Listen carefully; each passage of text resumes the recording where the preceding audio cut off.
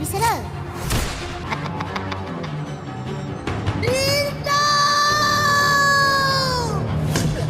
I want promotion.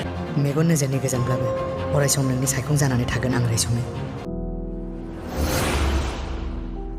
Hello लोगोफोर, नोंथांमोननि गेजेराव आं आरो मोनसे गोदान भिडिअ लानानै फैबावबाय।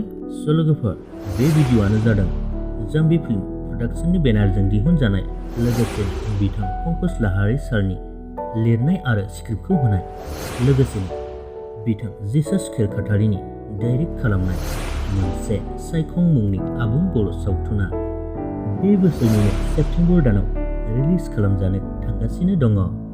लोगोफोर, बे सावथुननिनो अफिसियेल ट्रेलारखौ बिथांमोनहा जेबी फिल्म प्रडाक्शननि गेजेरजों अलरेडि हगारनानै होबाय।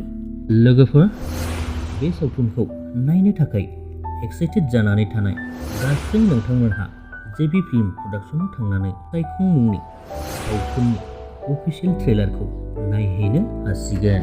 बे सावथुनाव गाहायै फाव खालामदों मुंदांखा फावखुंगुर ओमप्रकाश आरो फावखुंग्रि हेलेना दैमारि, लोगोसेनो जोंनि रबुल आरो जिसास अमित बिरफुं आरो गोबां। लोगोफोर, बे सावथुननि प्रडिउसारानो जादों बिरफुं बर'। लोगोफोर, आसा खालामो नोंथांमोना बयबो बे सावथुननि ट्रेलारखौ अनसायहैगोन आरो फैबाय थानाय सेप्तेम्बर दानाव बयबो बे सावथुनखौ नायगोन होननानै मिजिं थिबाय। बेजों लोगोसेनो बे भिडिअनि आपडेटखौबो बेखिनियावनो दोनबाय। गोजोन्थों।